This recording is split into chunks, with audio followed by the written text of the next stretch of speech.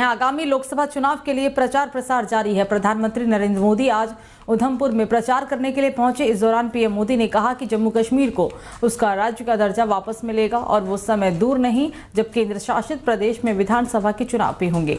उधमपुर से भारतीय जनता पार्टी ने यहां केंद्रीय मंत्री जितेंद्र सिंह को मैदान में उतारा है। पीएम मोदी ने अपने संबोधन में कहा कि कांग्रेस की कमजोर सरकारों ने शाहपुर कंडी डैम को 10 साल तक लटकाए रखा और इसके चलते जम्मू के गांव सूख गए थे। कांग्रेस के दौर में हमारे हक का पानी जो रावी से निकलता था वो पाकिस्तान जा रहा था। जब लोग उनकी असलियत को जान गए तो अब जम्मू कश्मीर में भ्रम की मायाजाल नहीं चल पा रहा है। तब मैंने यहाँ माताओं बहनों के सम्मान की गारंटी दी थी।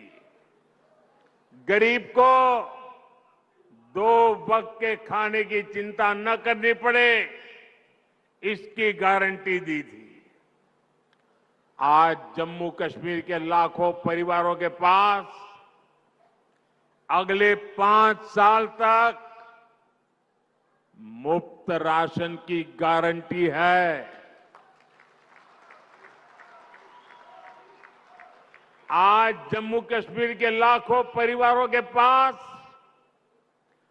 5 लाख रुपए के मुफ्त इलाज की गारंटी है।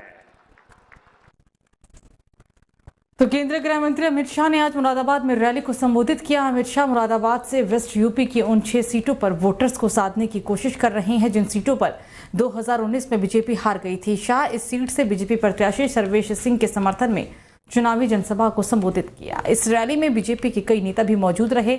अमित शाह ने जनसभा को संबोधित करते हुए कहा कि सपा बसपा और कांग्रेस मंदिर का विरोध करते हैं। मोदी जी ने बना भी दिया और उनकी प्राण प्रतिष्ठा भी करा दी। विपक्ष को 22 जनवरी का निमंत्रण भेजा गया लेकिन वे प्राण प्रतिष्ठा में सम्मिलित भी नहीं हुए क्योंकि उन्हें अपने वोट बैंक का डर लगता है। 2014 और 2019 में पीएम मोदी के पीएम बनने का सबसे बड़ा कारण उत्तर प्रदेश था।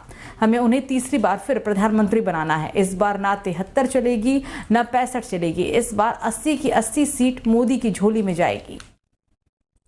भाई और बहनों, 2014 और 19 दोनों में प्रधानमंत्री नरेंद्र मोदी जी बने, उसका सबसे बड़ा कारण मेरा उत्तर प्रदेश है। सबसे बड़ा कारण उत्तर प्रदेश है।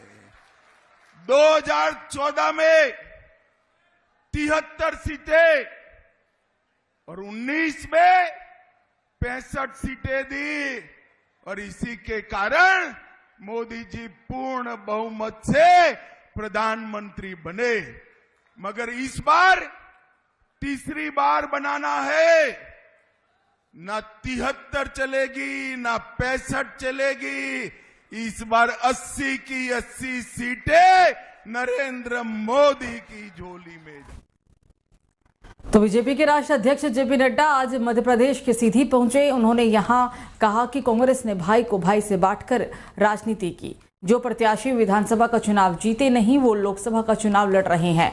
प्रधानमंत्री नरेंद्र मोदी ने राजनीति की परिभाषा बदल दी है। अब काम की बात पर चुनाव हो रहा है। आज अमेरिका और यूरोप के कई देशों की आर्थिक स्थिति कमजोर है। आज भारत विश्व की अर्थव्यवस्था में 5वें नंबर पर पहुंच गया है। आगे जाकर भारत तीसरे नंबर की अर्थव्यवस्था बनेगा। जेपी नड्डा ने इंडिया गठबंधन पर निशाना साधते हुए कहा कि इंडिया गठबंधन को हार सामने दिख रही है। वे बौखला गए हैं। बौखलाहट में पीएम मोदी को अपशब्द कह रहे हैं। मीसा भारती ने कल पीएम मोदी पर आपत्तिजनक बात कही। पीएम मोदी 12 साल मुख्यमंत्री रहे, 10 साल से प्रधानमंत्री रहे। उनके बारे में इस तरह की भाषा का उपयोग करेंगे आप? नड्डा ने जनता से सवाल किया कि क्या लालू बेल पर नहीं है? आप बताइए, लालू यादव बेल पर है कि नहीं है? बोलो भैया, बेल पर है कि नहीं है? आप बताइए, राबड़ी देवी बेल पर है कि नहीं है? आप बताइए, इनके परिवार पर भ्रष्टाचार के आरोप है कि नहीं है? जमीन के बदले नौकरी का घोटाला किया कि नहीं कहा? मवेशी का चारा खा गए कि नहीं खा गए? ऐसे लोग इस तरीके की भाषा बोले ऐसी भाषा मंजूर है क्या? सारा देश मोदी जी के साथ खड़ा है ना? सारा देश मोदी जी के साथ खड़ा है। ये जो इंडी अलायंस है, ये जो गठबंधन है, ये 2 बातों का गठबंधन है। एक, मोदी जी कहते हैं भ्रष्टाचार हटाओ, और ये सब कहते हैं भ्रष्टाचारियों को बचाओ। ये सारे भ्रष्टाचारी इकट्ठे हो गए। अंग्रेजी में कहावत है, birds of a feather flock together. एक तरीके के पंख वाले चिड़िया एक जगह इकट्ठी होती है। तो लोकसभा चुनाव में नीतीश कुमार प्रधानमंत्री के दौरे में साथ रहने के बाद अब अकेले भी चुनावी यात्रा पर निकलने वाले हैं और इसके लिए जदयू ने विशेष उपाय भी किए हैं। नीतीश कुमार बिहार में मुख्यमंत्री के तौर पर पहली बार बस से चुनावी यात्रा पर जनता के बीच निकलने वाले हैं। इस दौरान वो रोड शो भी करेंगे। जिस बस से सीएम यात्रा करेंगे उसका नाम निश्चय रथ रखा गया है। जानकारी के अनुसार नीतीश कुमार बिहार में मुख्यमंत्री रहने के दौरान पहली बार बस से चुनावी यात्रा पर जनता के बीच जाएंगे, जबकि इससे पहले हालांकि सड़क मार्ग से, कार से और हेलीकॉप्टर से वो चुनाव प्रचार करते हुए दिखे हैं।